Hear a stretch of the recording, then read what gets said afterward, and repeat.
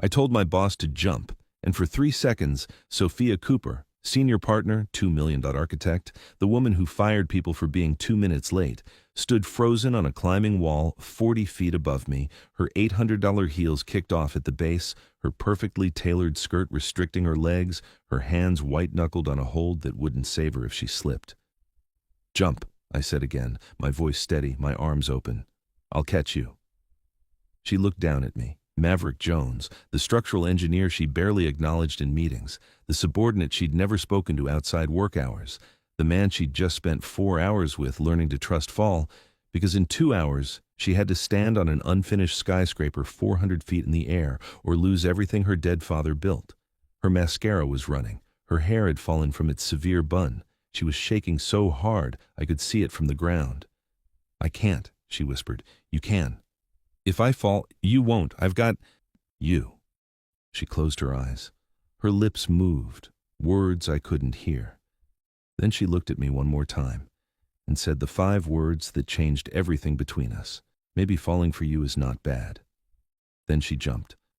I caught her the way I'd caught wounded soldiers in Kandahar, the way I'd caught my brother when he collapsed during chemo, the way I'd been trained to catch things that mattered.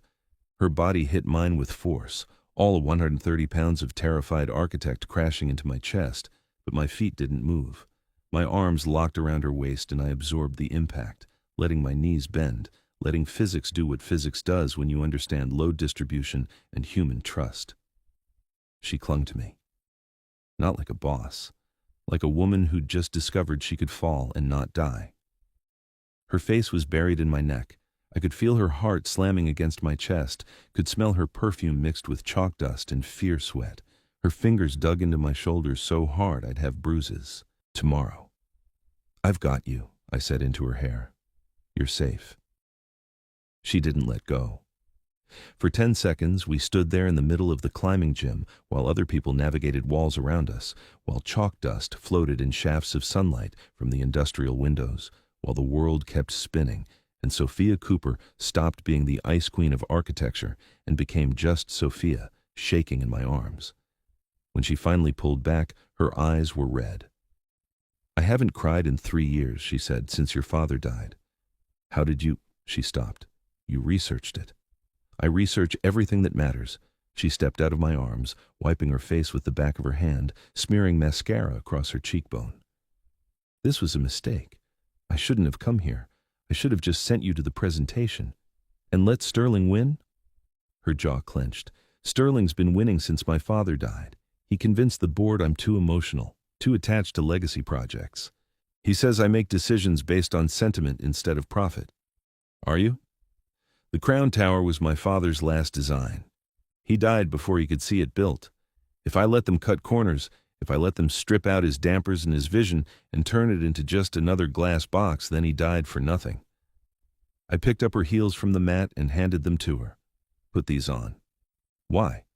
"Because in 90 minutes you're going to walk onto that tower wearing those heels, and you're going to look the developer in the eye, and you're going to tell him that your redesign is the only thing standing between him and a $200 million lawsuit when that building oscillates itself apart in the first windstorm." She took the shoes. "And if I freeze up there? If I can't breathe? You won't, because I'll be with you. You can't come. The developer only invited partners. Then make me a partner." She laughed. It was sharp, almost hysterical. "Maverick, you can't just become a partner. It takes years. It takes someone who can save your building. I redesigned the cantilever. I solved the oscillation problem. I did it in 48 hours while the rest of your team spent 2 weeks arguing about wind coefficients." I stepped closer. "Promote me to senior engineer. Give me signature authority on the Crown Tower project. Then I'm not just some subordinate. I'm the man who's going to stand next to you and make sure you don't fall." She stared at me. "Why are you doing this?" "Because 14 months ago, I walked into Harrison and Cooper Architecture looking for a steady paycheck to cover my brother's medical debts. I expected to spend 2 years running calculations and sitting in boring meetings. Instead, I met a woman who redlines drawings with a fountain pen, who stays until 3 a.m. fixing other people's mistakes, who fires people for being late because she believes time is respect." I held her gaze. "You scare everyone in that office, Sophia. But you don't scare me. You inspire me. Her breath caught. Maverick, I'm not asking you to fall for me. I'm asking you to let me catch you, just for today, just until we save your father's building. She looked at the climbing wall behind me, then at the windows, then at her watch. We have 87 minutes. Then we need to leave now. She slipped on her heels. They clicked against the gym floor. She walked toward the exit, then stopped. She turned back. If I promote you, Sterling will say I'm showing favoritism. He'll say I'm making emotional decisions again. Let him. Because when the Crown Tower stands for the next 100 years, when it becomes a Seattle landmark, when people look at it and say, that's a Cooper building, Sterling's opinion won't matter. Something shifted in her face. The fear was still there, but underneath it I saw something else. Determination. The same look I'd seen in soldiers before a mission. Draft the paperwork, she said. Your senior engineer effective. Immediately. She walked toward me, closing the distance until we were inches apart. But Maverick, if I fall up there, you won't.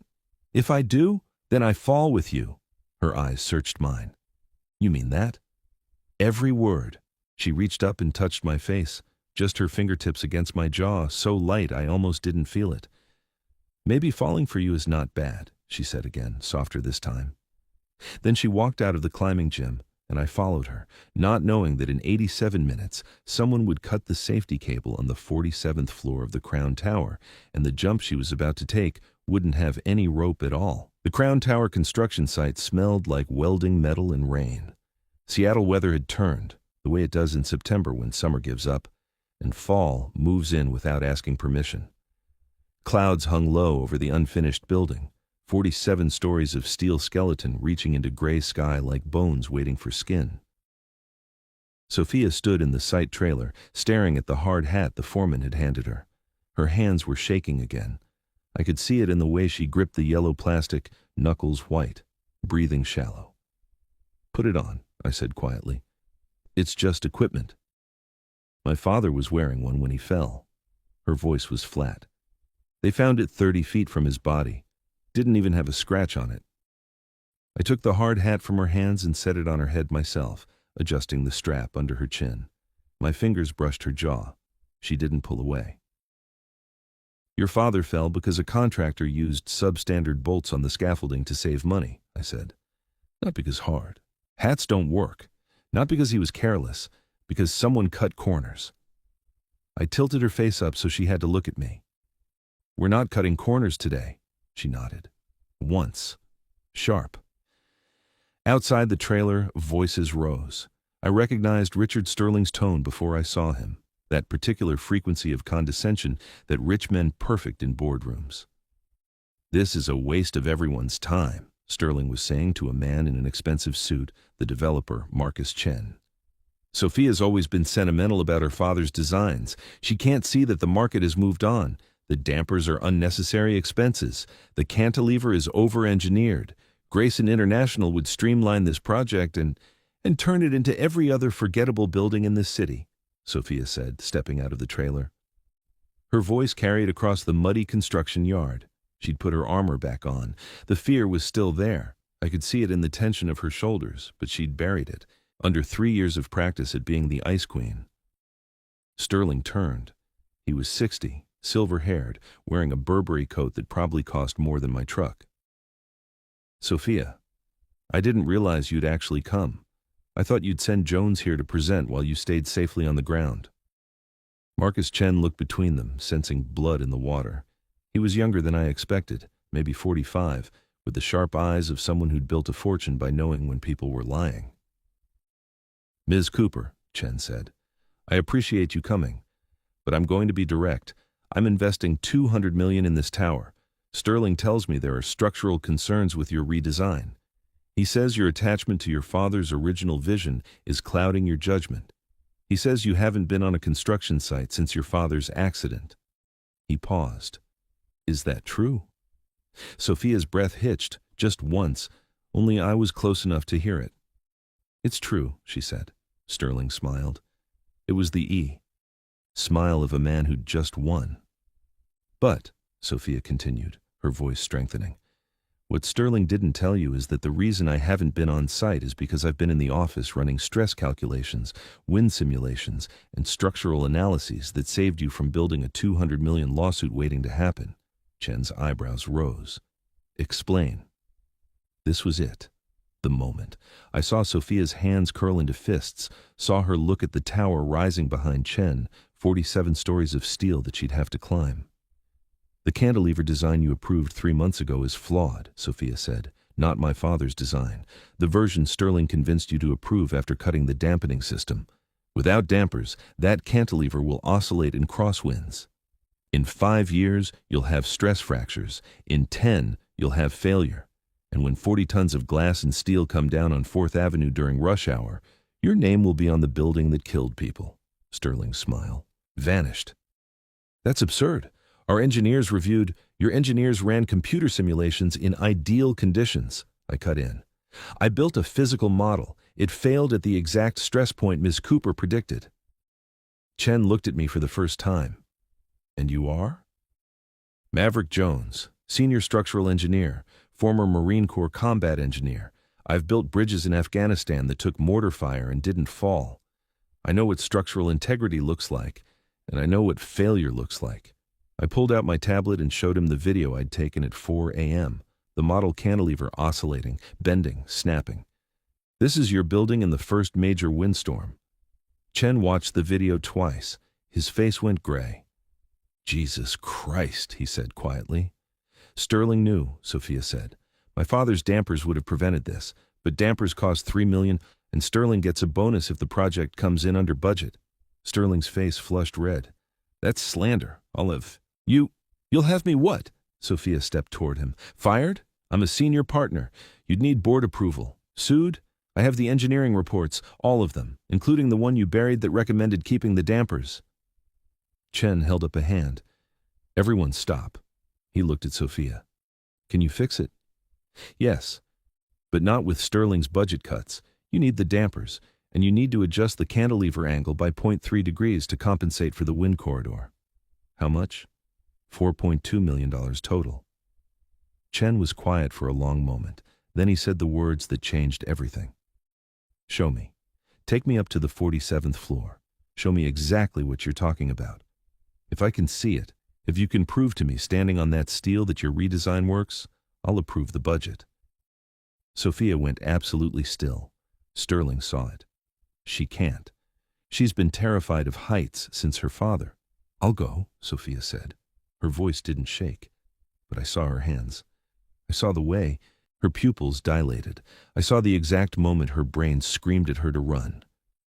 Then let's go, Chen said, starting toward the construction elevator. I moved next to Sophia, close enough that our shoulders touched. Breathe, I whispered. I can't do this. Yes, you can. You already jumped once today. This is just another jump. Maverick, I can't. Her voice cracked. You can. Because I'm going with you. And if you freeze, I'll carry you. If you fall, I'll catch you. If you need to close your eyes and hold on to me the entire time, I don't care. But we're going up there, and we're saving your father's building. She looked up at me. Her eyes were terrified, but underneath the terror, I saw trust. Okay, she whispered. We followed Chen and Sterling to the construction elevator. It was an open metal cage, the kind that shows you exactly how high you're going, exactly how much empty air sits between you and the ground. Sophia stopped at the threshold. Chen got in. Sterling got in. They looked back at us. Ms. Cooper? Chen said. Sophia's breathing was rapid now, shallow. She was about to panic. I could see it coming like a wave. I took her hand. Right there in front of Chen and Sterling and the foreman and the 3 construction workers watching. I didn't care about company policy. I didn't care about hierarchy. I laced my fingers through hers and squeezed. Jump, I said softly. I'll catch you. She closed her eyes, took 1 breath, 2. Then she stepped into the elevator. I stepped in behind her, keeping her hand in mine. The operator closed the gate. The elevator lurched upward, and Sophia Cooper, the ice queen of architecture, the woman who hadn't shown fear in 3 years, started to shake so hard I thought she might collapse. But she didn't let go of my hand. We rose through the skeleton of the building, past the 10th floor, past the 20th. The ground fell away. The wind picked up. The elevator swayed slightly on its cables, and Sophia made a burr sound in her throat like a trapped animal. I pulled her against me, wrapped my arm around her waist. "Look at me," I said. "Not down, not at the ground, at me." She pressed her face into my chest. Her whole body was rigid. "Tell me about the building," I said. "Tell me what your father wanted it to be." "I can't." "Yes, you can. Tell me." She took a shuddering breath. "He wanted it to be a place where people felt small in a good way, like they were part of something bigger, like the building was lifting them up, not crushing them down." "What else?" "He wanted the cantilever to look like it was floating, like it defied gravity." We passed the 30th floor. "Keep talking." "He said buildings should be honest about what they are, steel and glass and concrete, but they should make you feel something. They should make you believe in human achievement." 40th floor. "Almost there," I said. "Maverick, I can't breathe." "Yes, you can. In through your nose, out through your mouth. With me." I breathed.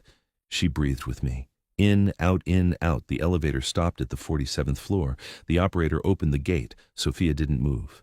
Chen stepped out onto the open floor. There were no walls here, just steel beams and plywood, open air on all sides, the city spread out 400 feet below. Wind whipped across the platform. "Ms. Cooper?" Chen called. Sterling smirked. "She's not coming, I told you." I looked down at Sophia. Her eyes were squeezed shut. Tears leaked from the corners. "I can't," she whispered. "Maverick, I can't." "Yes, you can, because your father's watching, and he didn't raise a quitter." Her eyes opened. They were full of pain and fear and something else, something fierce. "He didn't raise a quitter," she repeated. Then she stepped out of the elevator. Her legs wobbled. She grabbed onto me immediately, her fingers digging into my arm, but she was out. She was standing on the 47th floor. "Show me the cantilever," Chen said. Sophia couldn't move. She was frozen, her back against the elevator shaft, her eyes locked on the horizon. I stepped toward the edge where the cantilever extended out over nothing. "The problem is here," I said, kneeling down to point at the beam connection. "In high winds, this joint will flex. Without dampers, that flex becomes oscillation. Oscillation becomes structural fatigue. Fatigue becomes a metallic snap echoed across the floor." Everyone froze. I looked up. The safety cable that ran along the edge of the floor, the cable that was supposed to catch anyone who fell, was hanging loose. Severed, not frayed, cut, clean through. "What the hell?" the foreman started. Another snap, this one louder. A bolt sheared off the beam right next to Chen. "Everyone back to the elevator," I shouted. But before anyone could move, the plywood beneath Chen's feet cracked. He lurched sideways. His foot went through. He windmilled, trying to catch balance, and fell forward toward the open. "Edge!" Sophia screamed. I dove, caught Chen's wrist as he went over. His weight yanked me down. My chest slammed into the steel beam. My other hand scrabbled for purchase, found a bolt, gripped it. Chen dangled 47 stories above 4th Avenue. "Don't let go!" he gasped. My shoulder was on fire. Chen weighed at least 200 pounds. The bolt I was holding was bending. I could feel it giving way. "Maverick!" Sophia's voice. I looked back. She was moving toward me, not away from the edge, toward it, toward the terror that had paralyzed her for 3 years. "Sophia, stay back." But she didn't. She dropped to her knees next to me, grabbed Chen's other wrist, and pulled. Together, we dragged him back onto the floor. Chen collapsed on the plywood, gasping. Sophia sat back, her whole body shaking.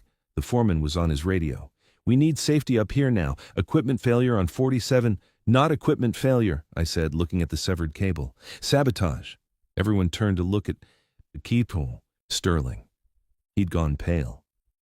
I would never. "You wanted her to fail," I said. "You wanted this project to fall apart so the board would force a sale." "I didn't sabotage anything." "Then who did?" Chen demanded. But I was looking at Sophia. She was sitting on the edge of the floor, her legs dangling over 400 feet of empty air, staring at the city below. "Sophia?" I moved toward her carefully. She looked back at me. Her face was streaked with tears and dust, but she was smiling. "I didn't fall," she said. "No, you didn't. I jumped, and you caught me. I told you I would." She stood up, walked to the cantilever edge, looked down at the street far below. Then she turned to Chen. The redesign works, she said. Fund it or don't. But this building will be built the right way, my father's way, and anyone who tries to cut corners or sabotage it will answer to me. Chen stared at her. Then he started laughing. You just saved my life, Miss Cooper. The money is yours. Build it however you want. Sterling made a sound like a punctured tire. The board will do what I tell them, Chen said, because I own 40% of this building, and I just watched this woman face her worst fear to save my investment. He looked at me. Both of you. I want you both as project leads, whatever titles you need, whatever authority. Sophia looked at me. The fear was gone. Something else had replaced it. Co-partners, she said, on this project, equal authority. You'd make me partner, I said. You caught me when I fell. That's what partners do. Sterling exploded. This is insane. He's a subordinate. You can't just... I can, Sophia said, and I am. Board vote is next week. I'll have the votes. She turned to me. If you want it? I looked at her. The Ice Queen was gone. In her place was a woman who'd faced her terror and won. I want it, I said. She smiled, a real smile. The first one I'd ever seen. Then the elevator came back. Up with the safety crew, and the foreman secured the floor, and Chen made phone calls, and Sterling stormed off threatening lawsuits he'd never file. And Sophia Cooper stood on the 47th floor of her father's building, 400 feet in the air. And she didn't shake at all. The board meeting was supposed to be a war. Sterling had spent the week rallying votes, making calls, reminding everyone that Sophia Cooper was emotionally compromised, and that promoting a subordinate to partner after one dramatic rescue was reckless leadership. He'd prepared a presentation. He'd brought lawyers. He'd lined up 3 board members who owed him favors. What he hadn't prepared for was Sophia walking in with Marcus Chen. Gentlemen, Chen said, taking a seat at the table uninvited, I'm here to make something very clear. The Crown Tower project moves forward with Sophia Cooper and Maverick Jones as co-leads, or it doesn't move forward at all. I'll pull my $200 million and build somewhere else. Sterling's face went purple. You can't. I can, and I will. Because last week Ms. Cooper saved my life, and more importantly, she saved my investment. The redesign she and Jones proposed will make the Crown Tower the most structurally sound building in Seattle. That's worth more than your cost-cutting. The vote took 4 minutes. Maverick Jones was now a junior partner at Harrison & Cooper Architecture with full authority over the Crown Tower project. Sterling walked out without a word. When the room cleared, Sophia and I stood alone in the conference room with floor-to-ceiling windows overlooking the Seattle skyline. The Crown Tower was visible in the distance, still unfinished, still waiting. You know, everyone's going to talk, Sophia said, looking out at the city. They're going to say I promoted you because we're... She stopped. Because we're what? I asked. She turned to face me. I don't know what we are, Maverick. I don't know if falling for you is professional or smart or...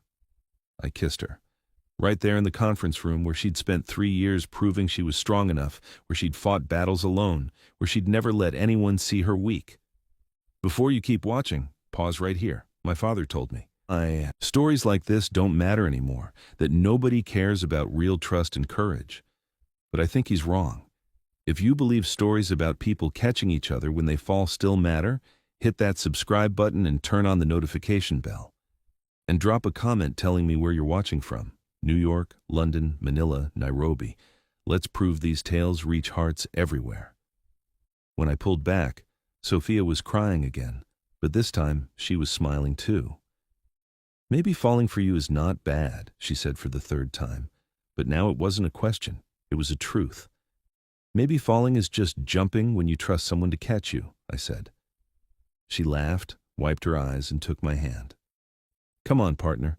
We have a building to finish. We walked out of Harrison & Cooper Architecture together. Not as boss and subordinate, not as superior and employee, as equals, as partners, as 2 people who'd learned that the strongest structures aren't the ones that never bend. They're the ones built by people who know how to catch each other when the weight gets too heavy to carry alone. The Crown Tower was completed 18 months later. It stands 47 stories tall, with a cantilever that looks like it's floating, with dampers that will keep it standing for 100 years, with Sophia Cooper and Maverick Jones's names on the dedication plaque. On the day of the opening, Sophia and I stood on the 47th floor, the same floor where she'd faced her fear, where I'd caught Marcus Chen, where everything changed. "You know what my father used to say?" Sophia asked, looking out at the city. "What?"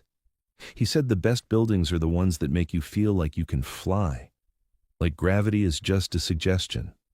She turned to me. "I spent 3 years afraid of falling, but you taught me something better." "What's that?" "That falling isn't the scary part. Not falling when someone's there to catch you. That's just another way of flying." I wrapped my arm around her waist. "Then let's keep flying." And we did. Because the Ice Queen had melted, the subordinate had become a partner, and two people who'd started 3 levels apart had found their way to the same place, not by climbing, but by jumping, by trusting, by catching each other every single time. Some people spend their whole lives afraid to fall, but Sophia Cooper learned that maybe falling for someone is not bad at all. Maybe it's the bravest thing you can do. Maybe it's the only way to really build something that lasts.